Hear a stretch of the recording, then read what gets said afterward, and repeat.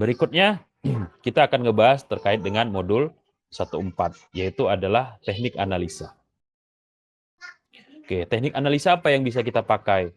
Ya, ada yang disebut dengan business process model notation, di mana kita coba modelkan ya suatu proses bisnis. Nah, kalau kita ngomongin tentang bisnis, pasti proses ini terkait dengan keuntungan. Keuntungan apa? Ya, efektivitas ataupun efisiensi ya, baik dari sisi cost yang ditanggung oleh perusahaan ataupun dari sisi waktu. Nah, jadi di sini nanti kita jelaskan ya dari awal, terus kemudian akhir apa yang diinginkan, terus kemudian bagaimana kalau di reject, bagaimana kalau diterima. Jadi step by step ataupun langkah satu persatu dari awal sampai akhir. Kemudian kita juga bisa buat dengan flowchart ya. Nah, flowchart ini sebenarnya hampir mirip ya dengan BPMN, tapi di sini dia menggunakan kolom-kolom ya atau tidak terlalu banyak simbol yang digunakannya. Jadi ini carta alir atau flowchart ini lebih mengkedepankan kepada menunjuk linearitas ataupun arah ya yang terjadi ketika kita melakukan suatu aktivitas. Jadi di sini tidak terlalu dilihat terkait dengan efisiensi ataupun efektivitasnya ya, karena bukan bisnis proses yang mau coba direpresentasikan, melainkan langkah-langkah ataupun urutan-urutan ya dari awal sampai akhir dari suatu aktivitas.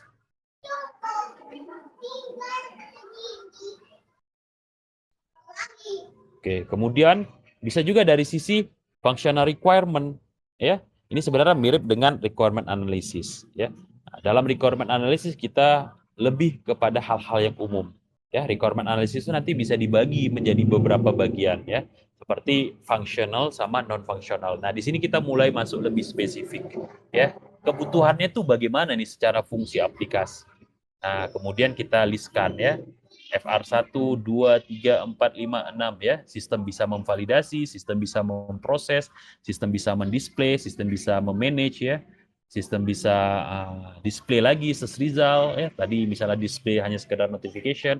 Nah, dari sini kebaca fitur-fitur apa yang terkait dengan aplikasi tersebut. Nah, nanti fitur mana yang saling terkait juga inter fitur misalnya. Ada intra feature, nanti ada inter feature. Jadi di sini kita coba listkan ya fitur-fitur yang bisa kita buat atau kita hasilkan. Atau bisa juga kita bikin dalam bentuk ya timeline ya, di mana yang sering dipakai itu adalah Gantt chart. Ya, tapi tidak apa-apa menggunakan yang lain ya. Jadi di sini kita lihat rencana kita atau rancangan penelitian kita itu mau ngapain aja gitu. Apa sih aktivitas-aktivitas yang mau kita lakukan. Nah, nanti bisa kita koreksi atau kita evaluasi kira-kira memang perlu melakukan ini atau mungkin bisa digabung jadi satu sehingga efisiensi waktu jadi lebih bagus ya. Jangan sampai kita terlalu banyak membuang waktu dan uang di aktivitas atau proses yang sebenarnya tidak terlalu signifikan dalam menentukan hasil dari penelitian kita.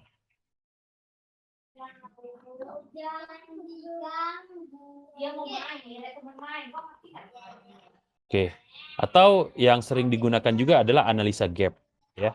Nah, ini agak berbeda dengan theoretical gap ya. Kalau theoretical gaps dia lebih fokus ke teorinya gitu. Teorinya sudah ada nggak membahas. Jadi muatan langsung dari teori tersebut. Nah, sementara di sini terkait dengan misalnya dokumen-dokumen ya. Jadi kita coba listkan kriteria-kriteria yang mau kita lihat, terus kemudian skornya. Nah, nanti dari situ kebaca gapnya, kurangnya di mana.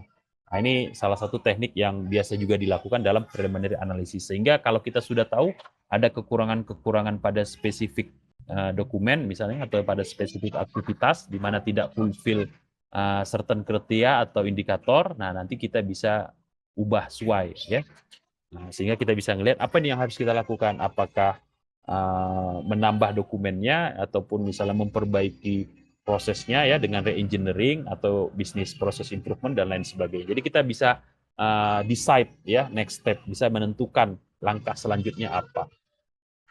Atau juga bisa dengan project evaluation review teknik ya atau PERT.